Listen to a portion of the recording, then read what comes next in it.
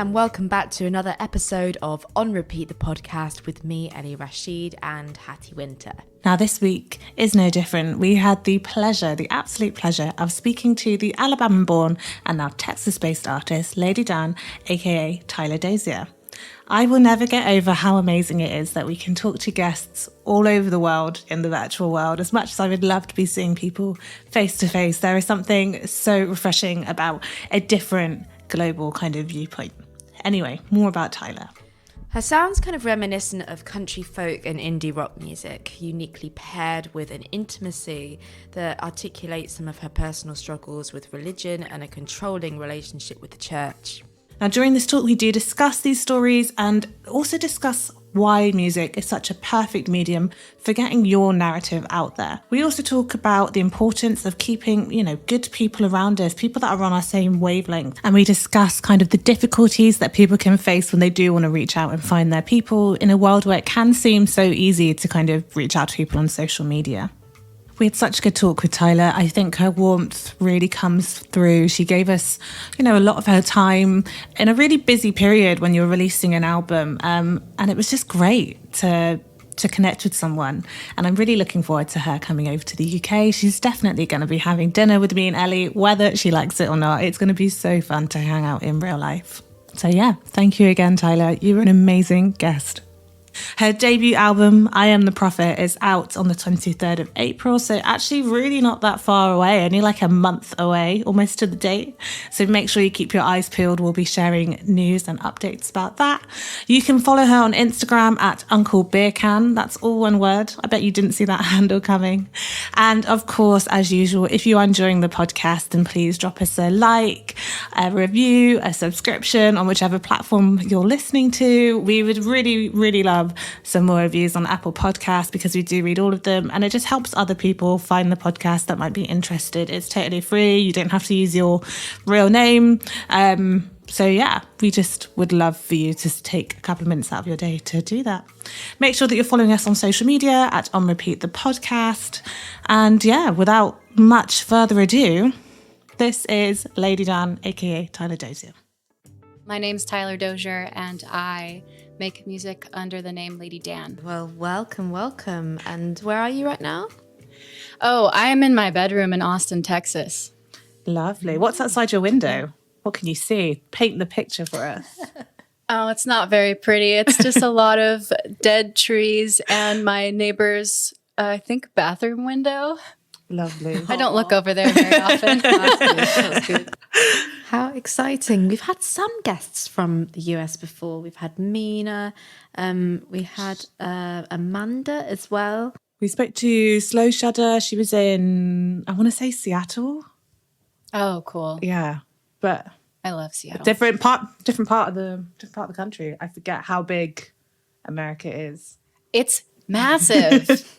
I forget how big it is until I'm trying to just drive out of the state of Texas, and it takes like 6 hours. Yeah.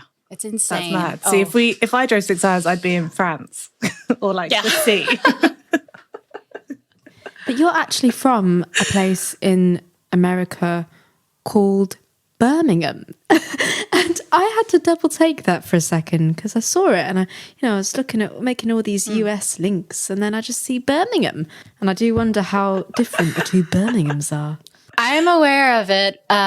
Yes. So one time when I was living, which we call it Birmingham, which sounds so much more gross than Birmingham, but I was at a show. I was seeing the Staves, and they had a little conversation on stage about how they thought it was funny that we have a Birmingham as well. It's so good. But when you live there, you either call it Beham or the Ham.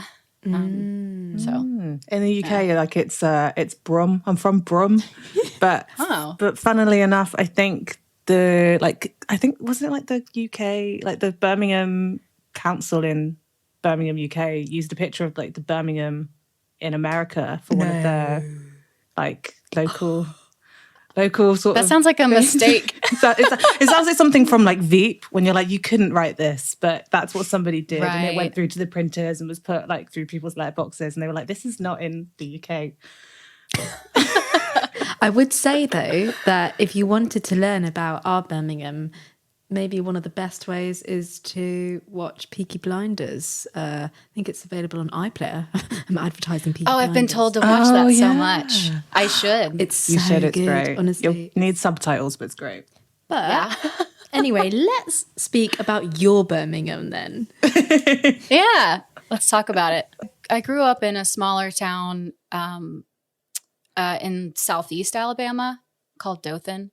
And when I was 20, I had been to community college for like a year, and then I had taken a gap year, and then I decided to move to Birmingham for a ministry school. And so I moved there when I was 20. I went to ministry school for about a year, and then I dropped out. And then I just stayed in Birmingham for like 2 more years, and my life changed so much just in that span of time. I honestly feel like those 2 years were more formative than my like middle school and high school life. You know, it was very like just so much changed. I had like a whole new friend group, and I was starting to see the possibilities of a music career and just changing a lot of the things that I believe and the ways that I think. So, but yeah, after a while, it started to feel like the opportunities that I had were just running out, and I felt like I needed to go somewhere else to get into some new opportunities, basically. Amazing. So you were making music before then? Yeah, I was dabbling. I was doing like open mic nights and just writing. And then a friend of mine was doing the same thing. We were pretty much buddying up and kind of pushing each other forward with it. And she ended up recording with someone. And once she was done with her recordings, I got to check them out. And I was like, okay, I should do that. Yeah. So I did right before I moved. And then as soon as I got to Austin, I started on my like EP release cycle. So I released it out here and then started gigging. What's the kind of open mic scene like? Oh, you know, so in Birmingham, it was like this, it was kind of like a theater situation, like a small theater. And what I liked about it was that there weren't a lot of young people there. And so it was automatically less intimidating. And also I feel like my writing style, especially for the time, the way that I was using storytelling, felt like an older crowd would appreciate it more.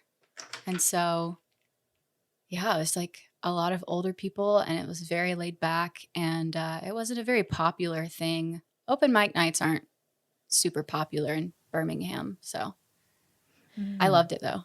Right. So Yeah, you okay. feel like the older generation who were there maybe appreciated your music more? Yeah, I do. Well, because they grew up with artists like Jim Croce and James Taylor, and I think that it's just what they know, and so it's just by nature what they appreciate. I've played so many gigs with just generally like older crowds, and man, they're just such good listeners. I mean, they don't talk while you're playing, and they're just in it and they love it, and they're kind of my favorite crowds to play to. Just as you mentioned people like James Taylor, I immediately thought of, you know, that style of songwriting that lends itself so well to storytelling, I suppose.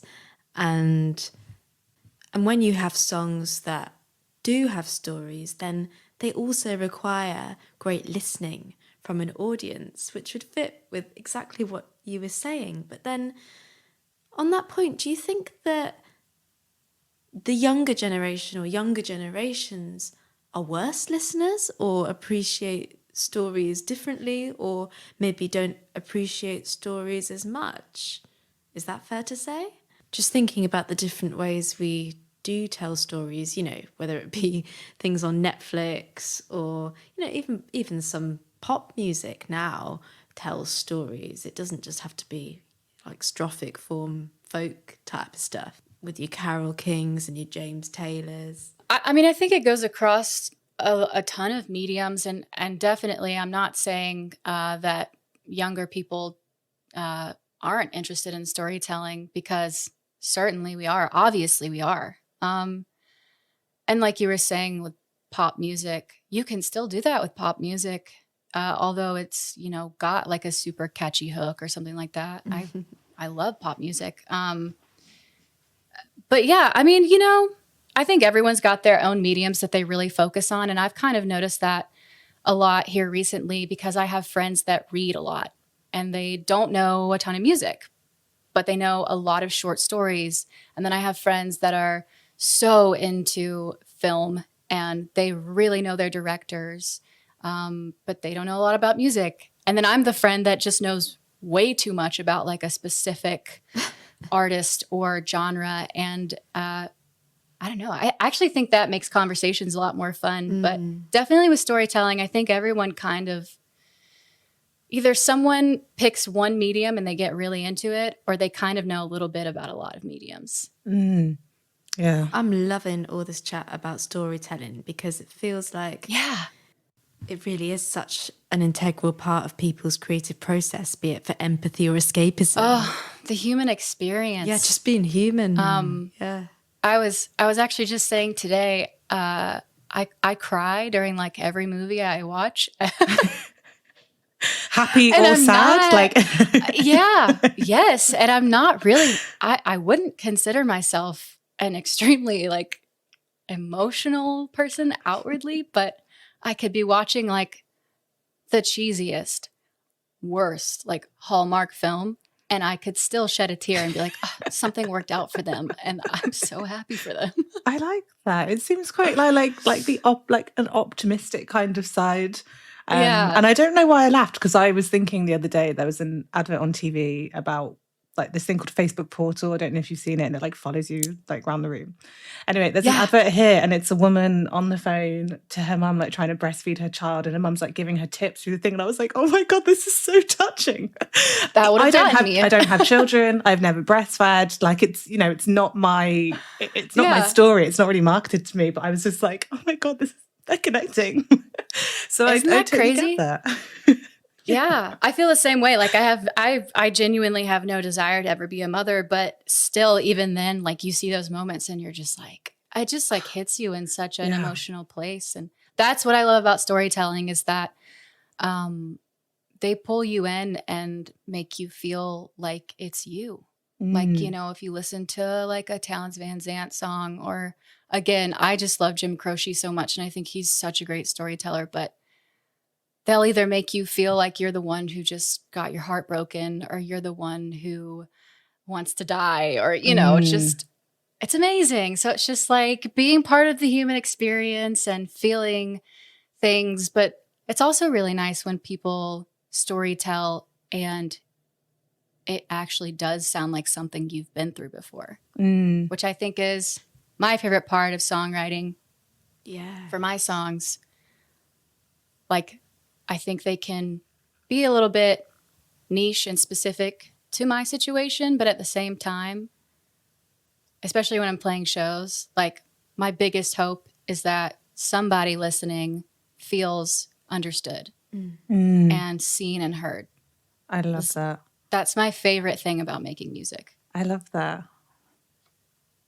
Do you think that kind of like the genre that you kind of work in really lends itself well to storytelling? If I think about kind of things like maybe more like country music and folk music and like sort of the blues, I think it really works for narrative storytelling. And because we interviewed someone who has a strong Irish background, and, you know, the whole idea of folk music, it's kind of like songs that are about warnings, like they're very literal and meaning like don't cross the road without looking, that kind of thing, but obviously to music, and it is about the whole story. And I was just wondering if you think that it just kind of enables you to be more free than, or maybe not necessarily be more free, but be really just lend itself to the storytelling as opposed to like maybe other genres.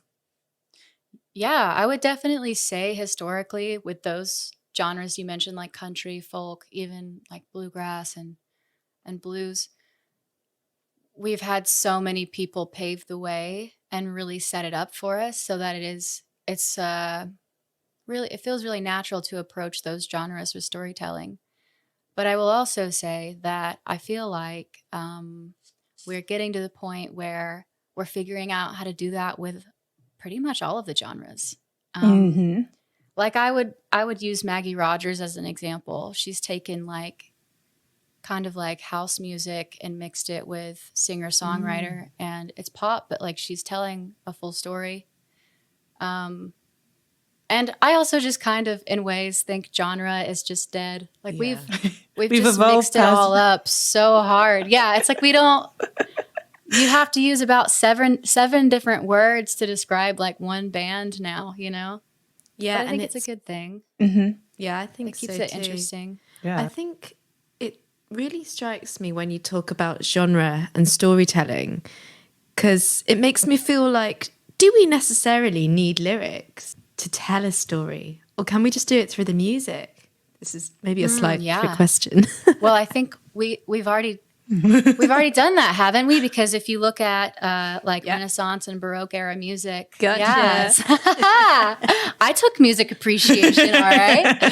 But yeah, that's what I listen to Baroque music a lot, actually, and that's what I love about it. Is like it's there's no words, but it's like, this song is about a man running through the forest with his child, running away from the spirit of death, you know. And it's just like, Bigetta. Yeah. It's so intense, and I mean, you wouldn't know just by listening to it, but it's still cool. Yeah, I think we have a lot to learn from storytelling without lyrics. You know, it means that we have to use our ears a little bit more to listen out for those motifs or riffs that are actually trying to convey something, or maybe even word painting. Loads to learn from it. And like you said, we can hear so many features of that in contemporary instrumental music. It's awesome. And if anything, it kind of demonstrates how related and how many overlaps there are, you know? It's dead. Yeah, genre's dead, man. It's so dead. We've been saying this for time. Yeah, we really every are. week. You know, the difficulties of pigeonholing your music. How do you label your own music, you know?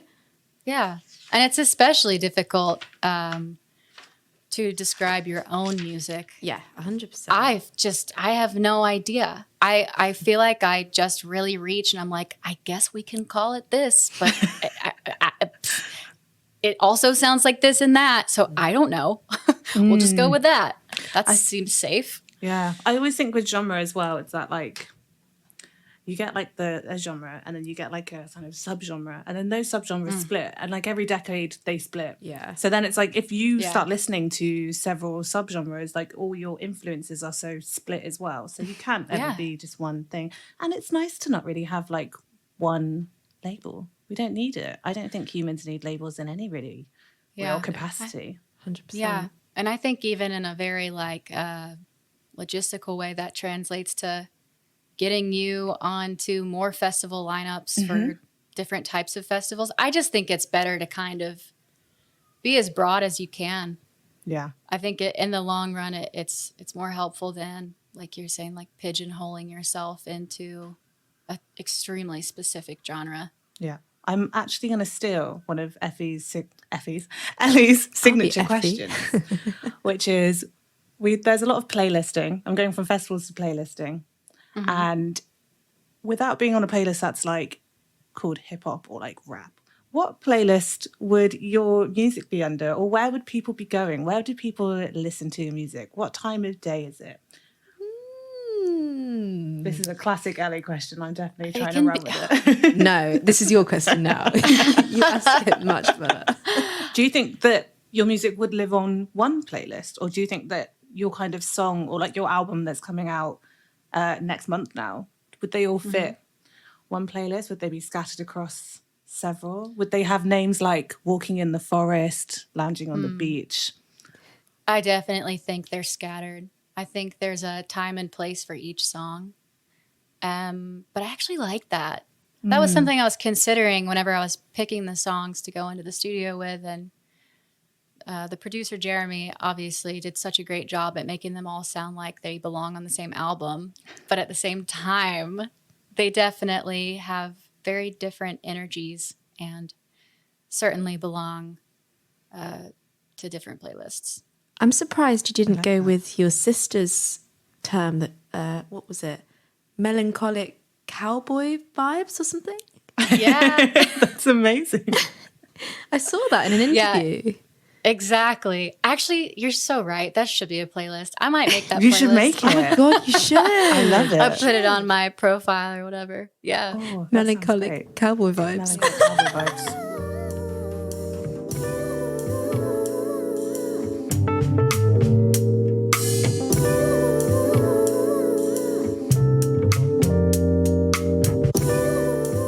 So, just bringing it back for a second to storytelling, it seems like your life so far has been quite an interesting story, or maybe a collection of short stories. And do you feel like, the story of your life has really had an important impact on your creative process?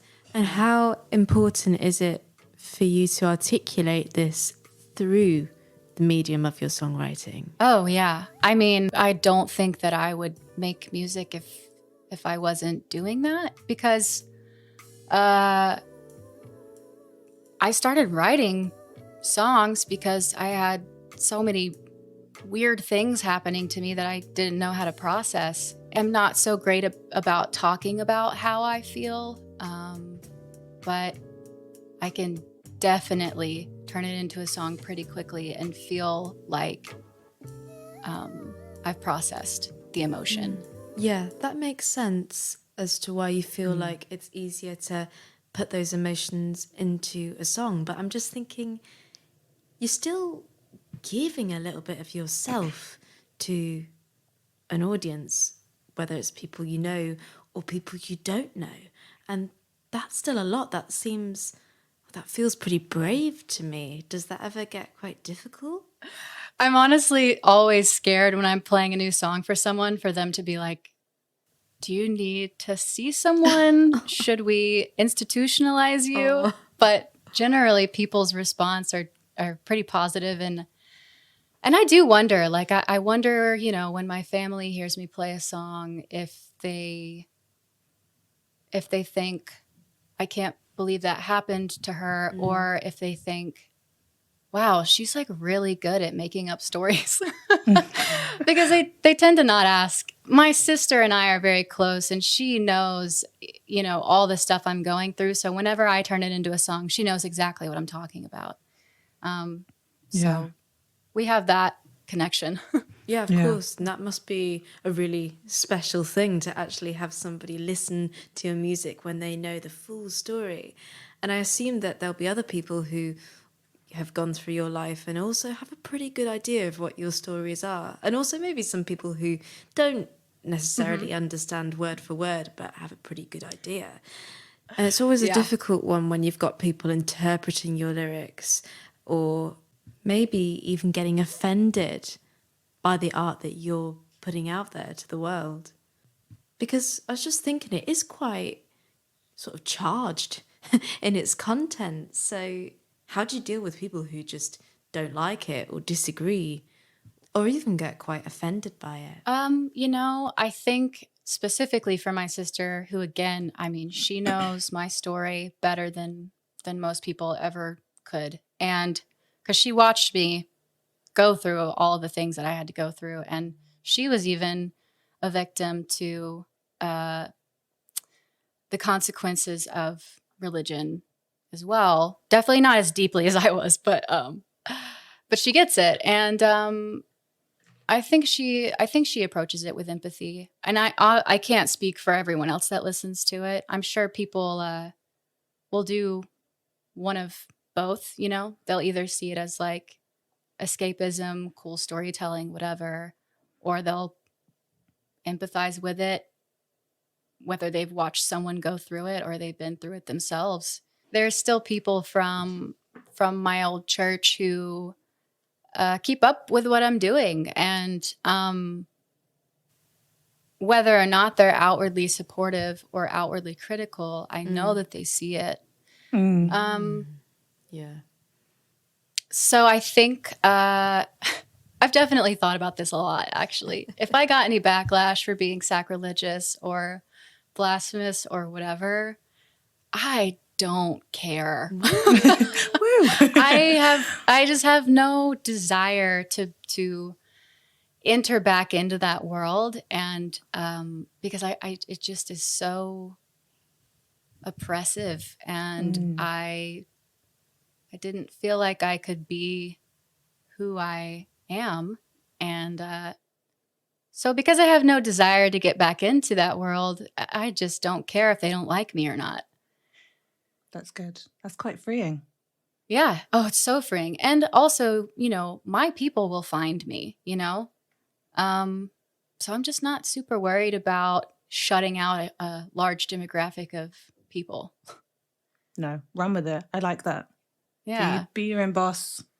Yeah. But yeah, I definitely also I'm processing my emotions when I write songs, but I'm also, it's like the only platform where I feel like I can really just be cold and mean and not feel bad about it. So I just get to be, I just get to be a bitch, and I'm just like, yeah. And if I get in trouble for it, I'll be like, listen, whoa. It's just a song, Yeah. But it's not, I'm mad. Yeah, that's nice.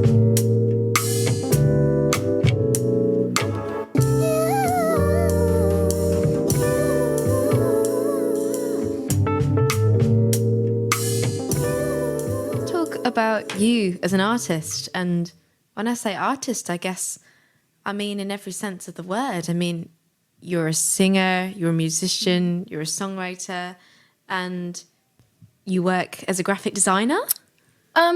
More or less. It's certainly not in any traditional training kind of way, but I dabble with graphic design, and I'm able to, yeah. So you've got lots of creative things going on around you, and are the people you keep around you also really creative? Yeah, definitely. And I think, I'm sure you guys know, being musicians as well, I think that creative people just attract each other. Yeah. And then you can have this kind of environment of, I don't know, everyone can play a part, if that makes sense. So one of my really good friends here, he's a graphic designer, and he's much better than I am at it. But he did all my record layout design and all that stuff. Absolutely killed it. I knew he would. And it's really nice to be able to ask your friends to join on your projects. And I've got another friend here who she's a photographer and videographer, and she works with a lot of brands for shoots and stuff. She's the one who did my music videos. Oh, nice. So again, another friend that I got to ask to join the journey with me. And then my other best friend here, she's a hairstylist, which is maybe people don't see that as an art form, but it definitely is. And she's yeah. I think it's also a big responsibility kind of art form. Yes, and she's a really intuitive hairstylist, and so it's really, really fun to go sit in her chair and be like, I don't know, do whatever you want. And it's just a great haircut every time, and they're all so different. But That's wicked. Just going back to what you were saying about creative people attracting creative people, I think that can be really, really true, and certainly something that's, felt easier pre-pandemic, where you can actually network and meet people in person. But there may well be some people listening to this who think, well, I don't seem to attract very many creative people around me, even though I'm creative. I've certainly felt like that before, and it can be quite a frustrating thing, and something that you're always told that you need to be patient with. So how did you go about finding your creative people? Well, so when I moved here, I didn't know anybody, but I actually had friends in Alabama who knew some people out here, and they were like, "Hey, you should go to this Halloween party," and I was like, "All right." And that's where I met my friend who's the graphic designer. And so I don't know. I think that I think that there are specific environments that you do need to put yourself in to meet specific types of people. Because I also have friends who don't have creative jobs and they don't really necessarily have creative outlets that they're very dedicated to. But I also think it's important to have friends like that too. 100%. Yeah. I mean, those people are the ones that keep you grounded. Otherwise, things can get pretty intense. Those people are so important to have in your life. I mean, sometimes I worry that that's me in my friendship group. I'm like, am I like the boring 9-to-5 girl? I think it's because I think I kind of straddle two worlds where it's kind of like I work in like the kind of corporate side of music, but then I have a lot of things, which I kind of think it's kind of the nice way to be, because I don't know, personally, I kind of like knowing like when I'm gonna work and like having days to book off of holiday, but then I have like quite a lot of creative outlet. Everyone I work with is a musician or a producer. We were like doing this Zoom get to know you with with some new colleagues, and it was kind of cool that it was like, oh, I play bass, oh, I play guitar. I was like, I've got a music podcast, and it's nice that we kind of have both worlds. But yeah, I also have friends who like just, you know, work on spreadsheets or like in things like finance. But then I've also got friends who are like constantly doing different things, and maybe I'm just smack bang in the middle. You are, Hattie. You're wonderful. You're perfect as you are. I also feel like the further I get into the music industry, the less I want to spend time with other musicians. Fair, yeah. Just because I feel like it can be a bit of like an overload. It's kind of like, you know, whenever you're spending a day in the studio and you'll spend maybe 8 hours trying to track some songs, and then when you get out, you don't want to listen to music. You just want silence. Yeah. So it's just like after a while, you do get so tired of just always talking about being in the music industry that it's just like, I'm bored. Can we talk about like psychology or something, you know? Yeah. I was quite friendly with a DJ a couple of years back who was also a journalist. And he was like, I just want to come home and turn everything off because my job is my ears and they never rest. Yeah. Sometimes, exactly. sometimes I actually feel like, because like when I worked in a office, we'd always have music on, which was great, and it'd always be different things. We talk about music, we go to music events, and then I find in my spare time I just listen to so many podcasts because I'm like, I just want speech audio. I'm kind of sometimes so sonically stimulated that it all just gets a bit too much, and it's kind of sometimes hard to differentiate between like what you've just listened to and what you're going to listen to next. And yeah, definitely. And I really feel your point as well about not necessarily wanting to listen to music or talk about music or engage with it. I go through those phases. Yeah, I go through those.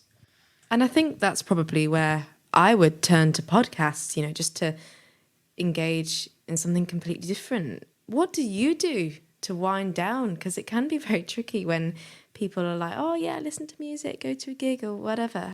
Yeah, I think sometimes it's hard to get excited about music, just through some spurts here and there. And I think usually that's when I go to podcasts as well, or maybe I'll start watching more movies than I usually do, or even I feel like classical music is kind of like a neutralizer for me. So if I don't know what to listen to, or if I feel disinterested in something, I'll just turn on a Baroque playlist. I love that. A little it's like white noise cleanser. For me. Yeah.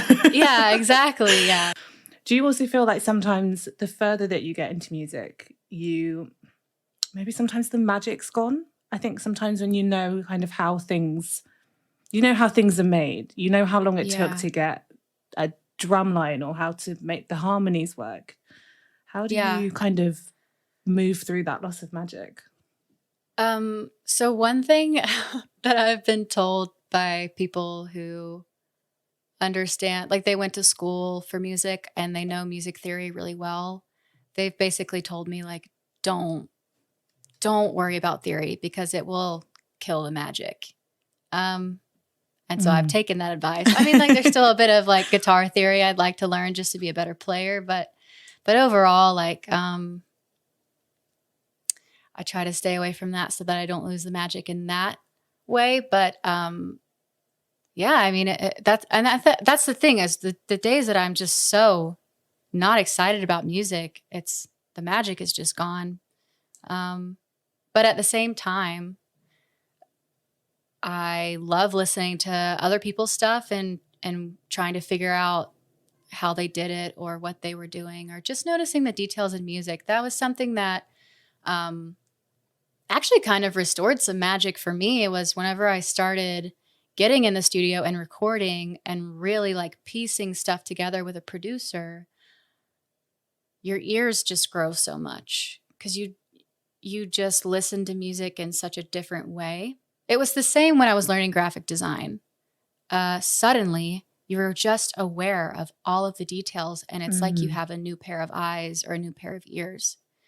So maybe in some ways that kind of restored the magic for me with music. But I do think that understanding a formula way too well can bore you to death. Yeah, 100%. This is all real great stuff. And I want to bring it back again to just talking about how you network, really, and how you found your people, how you found your friends.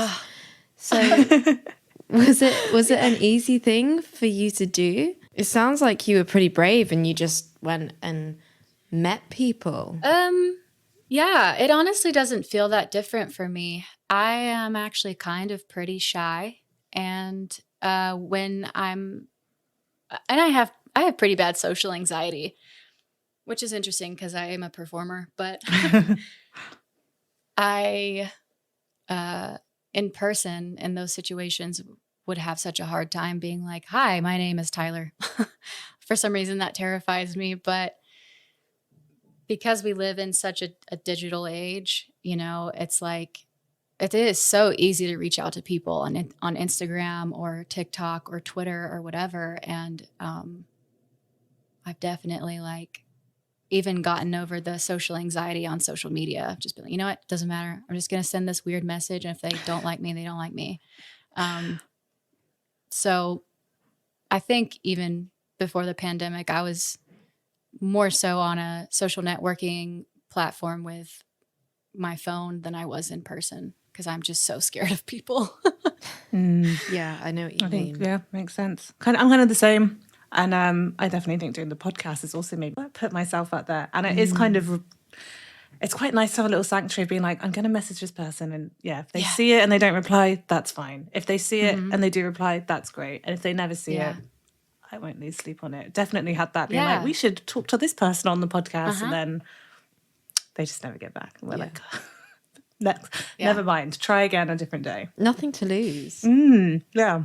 And just highlighting the point you made about being an introvert and a performer at the same time, or being shy and a performer at the same time. I love that because that is something that we've spoken about quite a lot with our guests and something that I even relate to as well. I actually don't feel like a complete extrovert, even though I perform. And I think one of the issues with that is that you get people who just assume that you're this real confident person when actually you feel something completely different inside. And really, you've had to create a persona, which almost becomes like a coping mechanism. Yeah. And it's something that, a lot of people don't really seem to always understand. Absolutely. Yeah. And I do actually think it's our responsibility as humans and as audience members to really respect the fact that performers might not be as confident as they seem and respect those artistic lines between the stage and the audience. Oh, it's so bold of them to assume because it's like, if you're so extroverted, when are you finding the time to dig into your own head to create something? When are you finding the time to get bored enough to pick up a guitar? Like, if you don't spend time by yourself, I just don't understand how you could make things. And some people do, but I mean, maybe they just have endless energy. I feel like I spend about 90% of my time by myself, and especially since the pandemic. But I've learned how to really lean into it. And I get lonely. I mean, sometimes my loneliness really bites me in the ass, but a lot of the times I really enjoy it. And I'm also considerably a low energy person.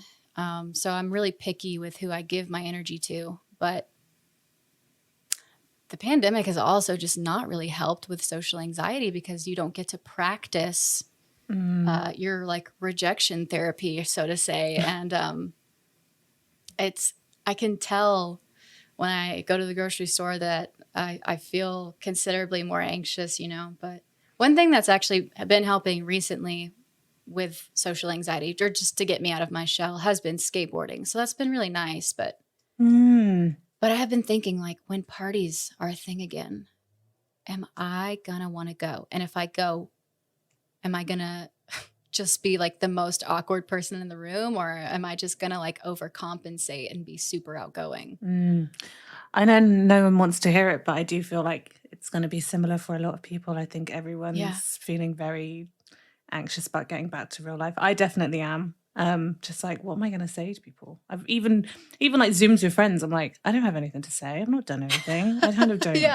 This is, you know, it's very strange. And it's funny that you've kind of found like maybe not a refuge, but like a sort of release in skateboarding, because I kind of use roller skating as well, but even sometimes that can be quite like anxiety inducing when lots of people want to like meet up and skate, and I'm like, no, I kind of just want to like be by myself and spin. Especially when you're not good at it, because you're like, don't watch me. Do you have an Instagram for your skating? Yeah, Hattie does. I do. Good. I'm gonna follow it as soon as this is over. She's so good. She really, really is. I sponsor her. She's doing a great job. Yeah. Well, maybe we should all get our skates on and get ready for the return of the Roaring Twenties with our endless social anxiety. You've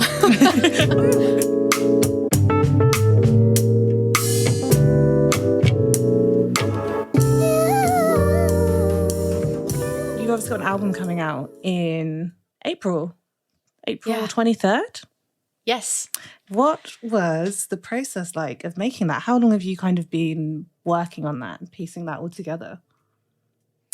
Well, if you want to go as far back as when the songs were being written, I want to go far back. I mean, I started writing these songs like 4 or 5 years ago. Oh, wow. Some of them.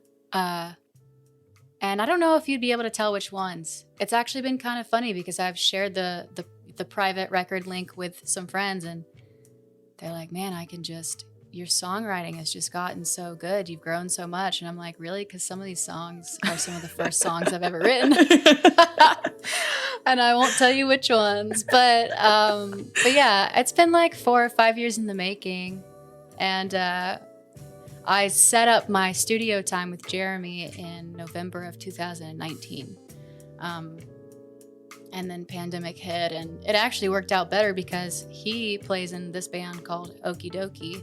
And he was going to be playing a ton of festivals over that summer. Okay. And he was like, we'll figure out a time.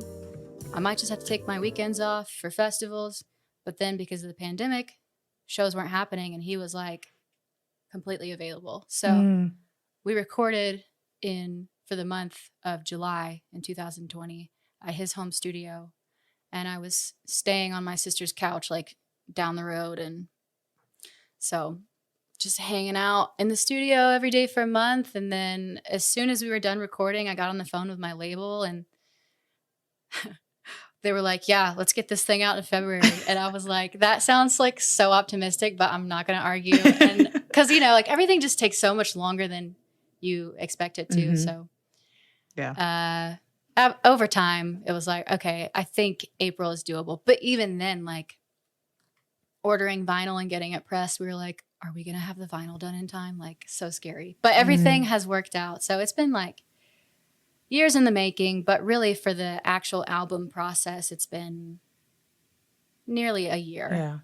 Sounds about right. What was it about now that kind of you were like, this is the time to kind of finish out? If songs have been around for like 4 or 5 years, what made you be like, I'm going to do it, I'm going to release an album? Was there anything, or were you just, I don't know? It just felt like it was the next natural step for what I had been doing. Because I had released my EP in March of 2019. And then that summer I did my first tour.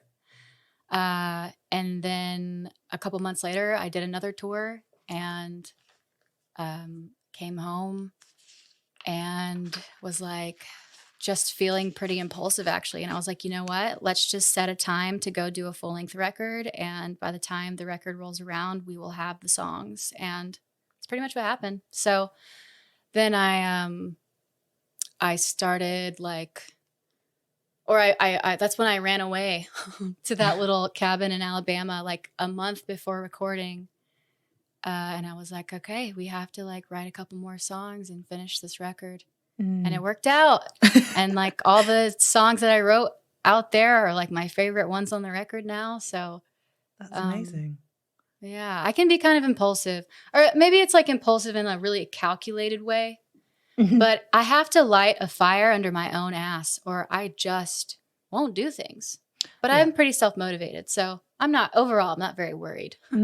Almost like giving yourself a deadline before you started the project. I work amazing with deadlines. Otherwise, I wouldn't do anything. Yeah, fair. Sometimes I'm the same. I think back to my like dissertation at uni and I'm like, I needed that date because I didn't do anything until like 2 weeks before. Yeah. I was going to say also like thinking about that time you ran away in the cabin and wrote loads of your songs. What did your days look like? What was a typical kind of songwriting day? I think that's a really successful songwriting session from great process. Kind of the sounds of it. With so many that landed on your album and they're the favorites. It was actually so lovely because while I don't think I could ever live in my hometown ever again, it was such a good break from where I had been. Like I was just here at my house in Austin with my roommate and like I just felt so claustrophobic. And I had a family member that had this one room cabin on some land that I knew he wasn't using.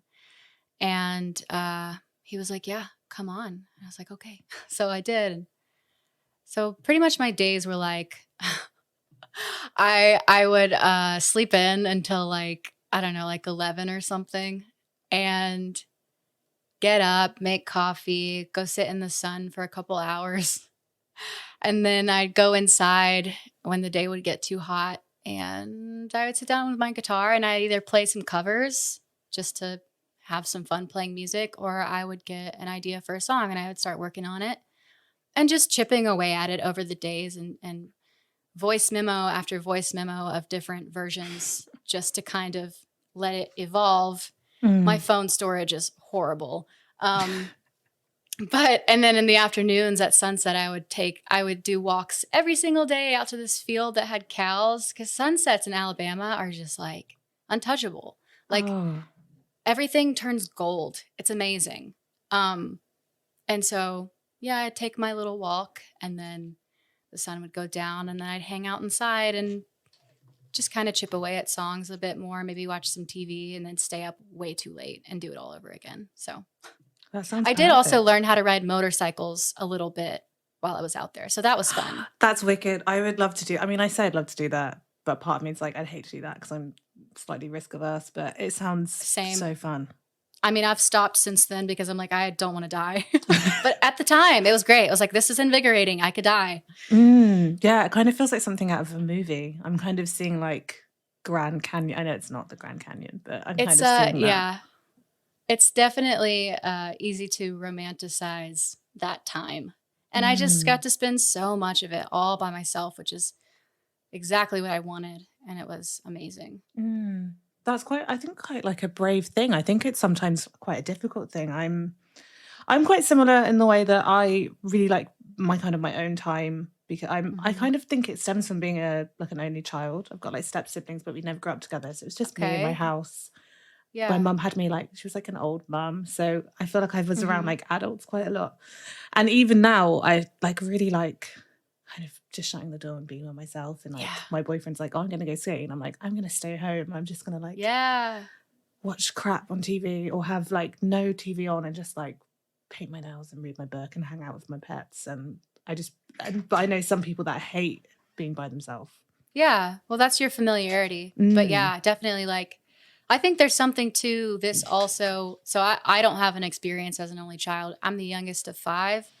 So I also feel like there's got to be something psychologically to being the youngest sibling because now all of my friends in my life are like older than me. Like I don't hang out with people my age very often or people younger. And I've always been used to having older friends. And I like hanging out with adults too. I don't know. They're just so calm. They're low energy like me. It's kind of circle back to what you were saying in the beginning about when you were doing open mic nights and it was like an older crowd. Yeah. I guess it's like that idea of being quite comfortable in places. Yeah.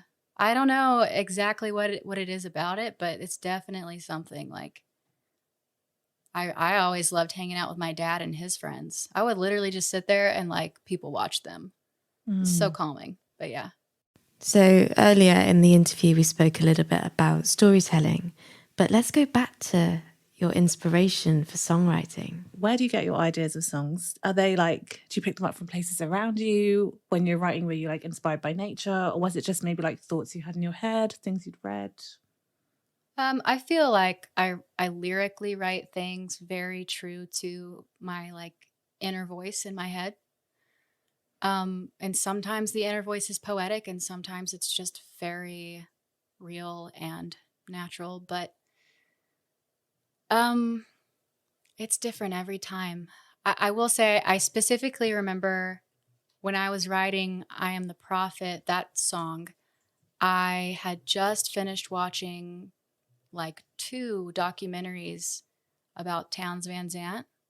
They're called like Heartworn Highways, and I think there's a second one. And I was just so inspired. I was like, I love the way that he writes. I want to sit down and write a song that reminds me of Towns Van Zandt. And of course, it evolved so far outside of that realm, but it was the driving force to writing the song and the way that I was pushing my emotions out in a way that I felt like maybe Towns would have done it.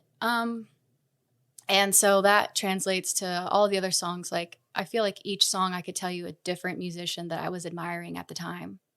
Like, I know my EP, there's a song called Wet Sanity, and I was listening to a ton of Bedouin around that time. And so, yeah, it's a bit all over the place. But as far as the content of the songs, I usually wait until like I'm really upset and then it just pours out. Like, I am so poetic when I'm mad or sad. When I'm happy, I don't even think about music. I'm like writing songs. But when I'm upset, I'm like, oh man, I'm about to make somebody like regret what they did to me with this song, you know? I like it. So, yeah. I like the idea that it's kind of like revenge is a dish best served with a chord progression. Exactly. And, tons of people listening to it and really liking it. And then you just have to deal with the fact that it's about you. So. So go for that. Yeah, for sure.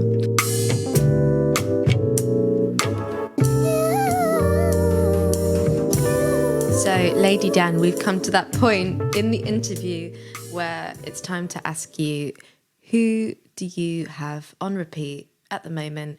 And actually, talking about inspirations, who have you always had on repeat? Who do you like to have on repeat? I got so into Wise Blood, like just so into it. And I'll do this thing where I'll kind of pick a musician or a band and almost just obsess over the individual and just listen to as many podcasts about them as possible. So I did that with Natalie Merring for sure. And I was really inspired by the way that they used pedal steel on that Titanic Rising album. I was also listening to a lot of Jesse Woods. He's an artist that lives south of Austin, and he has such a great sound. I also love the way that he uses pedal steel in his music, and if you haven't heard of him, you should totally look him up. I think you'd like it. I'll write that down. And then, like, listening to a lot of classic country. Nice. Willie Nelson, Dolly Parton, Towns Van the dream. Zandt. Yeah. I love Dolly. The Dream Team. The dream team. Yeah. The dream trio, I'd say, yeah. Yeah. Yeah. And then this will just always be my answer because I have been a super fan since I was 16, but I am never not constantly listening to Laura Marling. Nice. I'm just absolutely obsessed. Yeah. And she's the reason why I even wanted to learn how to play the guitar. Oh so my goodness. everything she does, I love. I haven't not So liked amazing. anything. I couldn't She agree did a more. talk at my uni. Saw her up close and personal. You went? She was honestly- just I as don't like ethereal as you'd kind of, do you know what I mean? Like she I was very wish cool. I'd gone. I just wouldn't go. I don't think I could do it. I'd be way too scared. Do you know how they say don't meet your heroes? Yeah. I'm not saying I think she's a mean person, but I just am so afraid that she wouldn't want to be my best friend that I just couldn't chance it. Yeah, I kind of know what you mean. So Yeah, no, she was great. I'd love to have her on the podcast one day. I'll try and get that in. Please would do everything you can. I need to hear more about her life. Yeah, you're right. Definitely. She is quite a mysterious character, though I have to say. She's been doing some amazing work during lockdown with her guitar tutorials. To be honest, that was one of the things that kept me going, as well as her new album. Oh, she is just spectacular. But yeah, quite a mysterious character. We'd love to know a little bit more about Laura Marling for sure. But what a fantastic musician to mention. And you know what? It's not the first time that she's cropped up in one of our podcasts. I think Brooke Bentham mentioned her as well. I think she's a real important figure, actually, particularly for people of our generation, and That too. maybe fair to say. Massive inspiration, Laura Marling. Funny. I listen to a lot more English artists than American, and I don't know why. I just do. I just love what you guys are doing. But the on repeat for me here recently, and my most recent obsession has been Shame. That punk band. I just love them so much. I have so much Shame merch that my friends have made fun of me. So it's That is a perfect answer. We're in the middle of building like a kind of playlist of everything that people have recommended and all the artists that we've had. But it takes a really long time because so many people mention like names throughout, and you have to like go through. But when that's done, I'll put send Snow it to Day you. on there for me by them. That's my favorite one. I'm going to write that down. I'm going to make a note of that. Brilliant. Well, Tyler, thank you so much. Yeah. You've been an amazing guest. This has been my favorite so far because you guys have asked questions that I really haven't been asked yet. Oh, So Thank you. you did a great job of like thinking outside of the box. Oh, thank you so much. That's so humbling to hear. And also, you know, if you're ever in London, just give us a shout. Oh, I'll be hitting you two up personally. Like, do you guys want to hang out?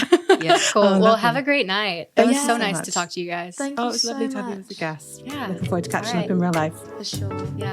Bye. All right. See ya.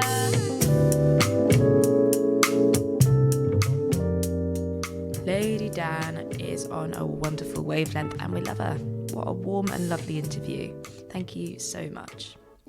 Her debut album, I Am the Prophet, is out via Earth Libraries on April the 23rd, so make sure you keep your eyes peeled for that. How exciting. So bye for now and until next week.